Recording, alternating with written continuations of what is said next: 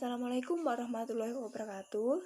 Perkenalkan, nama saya Leni Hayati. Saya dari Institut Kesehatan Mitra Bunda dari jurusan Sarjana Kebidanan dan Profesi. Baik, di sini saya akan menjelaskan mengenai record keeping.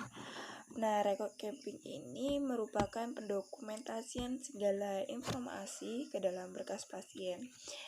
Record keeping ini berasal dari kata dokumen ya, yang berarti daftar pustaka. Record keeping atau rekam medis ini bagian yang penting dari seluruh pelayanan kepada pasien, mulai dari kunjungan pertama hingga kunjungan-kunjungan berikutnya, serta sebagai informasi tertulis tentang perawatan kesehatan pasien. Selanjutnya ada tujuan record keeping. Nah, tujuannya itu untuk mengidentifikasi suatu kesehatan pasien dalam rangka mendokumentasikan kebutuhan akan asuhan dan perencanaan kesehatan dan mengevaluasi asuhan. Selanjutnya ada batasan record keeping. Nah, batasan record keeping ini penyimpanan rekam medis. Rekam medis ini harus disimpan dan dijaga kerahasiaannya oleh dokter dan pimpinan sarana kesehatan. Batas waktu penyimpanan itu paling lama 5 tahun. Baik, selanjutnya ada manfaat record keeping. Nah, manfaat record keeping ini yang pertama ada aspek administrasi. Nah, aspek administrasi ini memiliki nilai administrasi karena di dalamnya itu menyangkut tindakan berdasarkan wewenang dan tanggung jawab sebagai tenaga medis dan paramedis dalam mencapai tujuan pelayanan kesehatan. Nah, seiringnya berkembangnya ilmu pengetahuan dan teknologi, itu khususnya dalam bidang teknologi informasi yang sudah masuk ke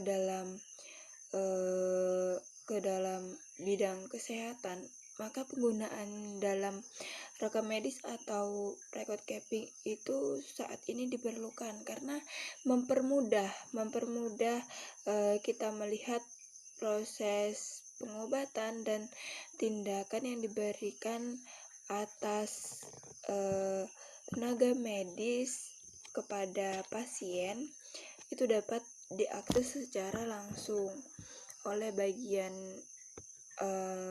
berwenang atas pemeriksaan tersebut. Selanjutnya ada aspek medis. Nah, aspek medis ini mempunyai nilai medis karena catatan tersebut itu digunakan sebagai dasar atau merencanakan pengobatan atau perawatan yang diberikan kepada pasien dan dalam rangka mempertahankan serta meningkatkan suatu mutu pelayanan melalui kegiatan seperti audit medis, manajemen risiko klinis, dan keamanan keselamatan pasien serta Baik, selanjutnya ada bentuk record keeping.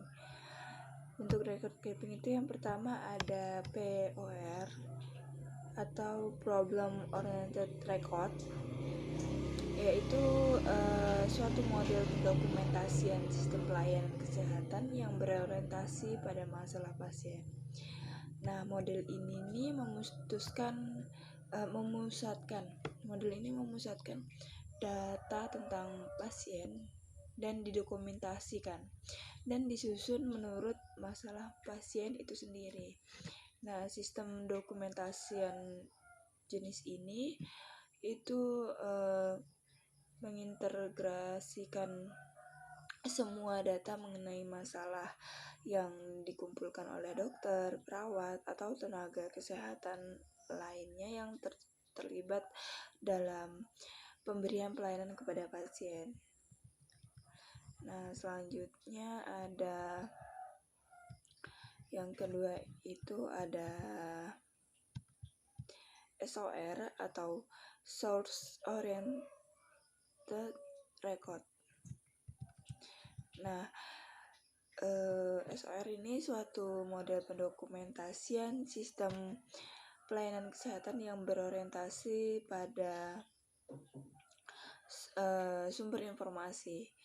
Nah, model ini menempatkan catatan atas dasar disiplin orang atau sumber yang mengelola pencatatan.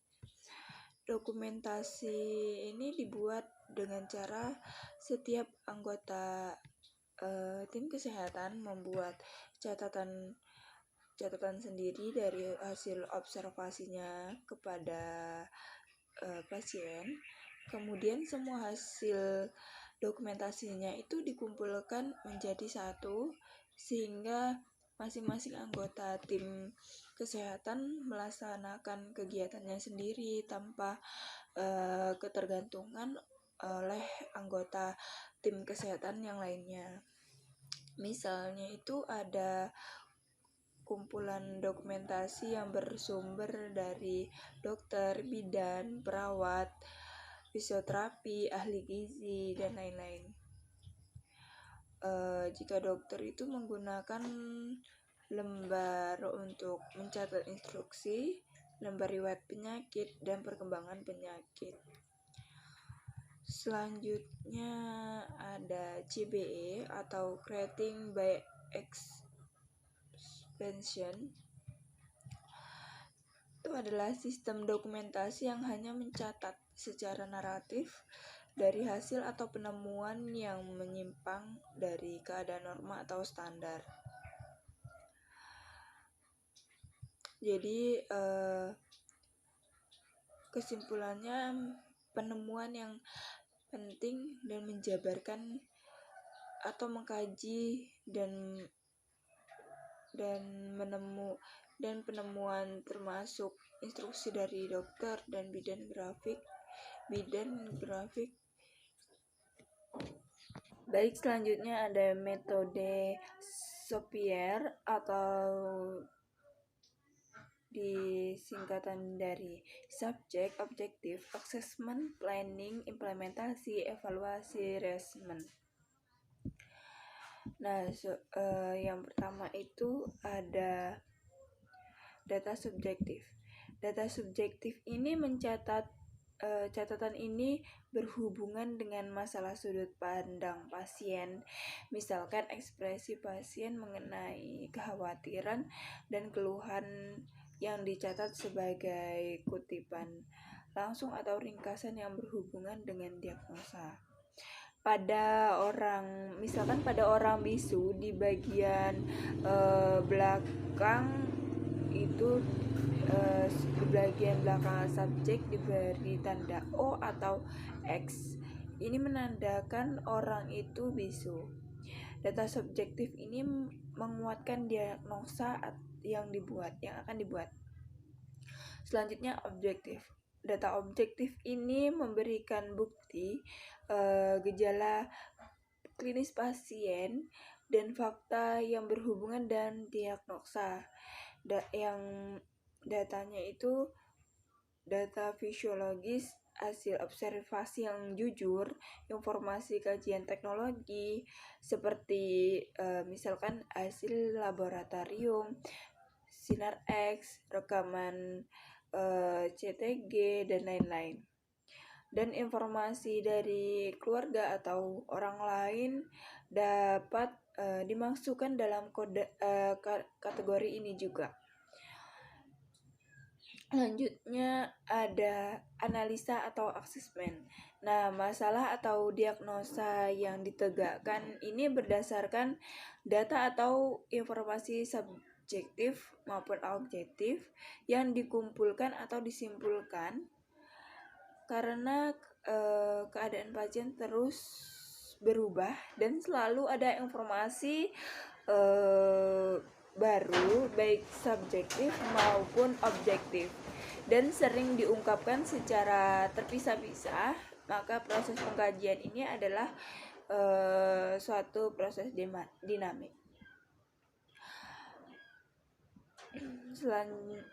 Data analisa atau asesmen ini suatu kesimpulan yang diambil berdasarkan dari objektif dan subjektif, yaitu ada diagnosa masalah potensialnya, selanjutnya ada perlu tindakan segera oleh bidan atau dokter, selanjutnya ada planning atau perencanaan. Nah, membuat rencana tindakan saat itu atau yang akan datang untuk mengusahakan tercapainya kondisi pasien yang sebaik mungkin atau menjaga mempertahankan kesejahteraan. Proses ini termasuk kriteria tujuan tertentu dari kebutuhan pasien yang harus dicapai dalam batas waktu tertentu. Nah, tindakan yang diambil harus membantu pasien mencapai kemajuan dalam kesehatan dan harus sesuai dengan instruksi dokter. Selanjutnya ada implementasi. Implementasi ini pelaksanaan rencana tindakan untuk menghilangkan dan mengurangi masalah pasien. Tindakan ini harus disetujui oleh pasien.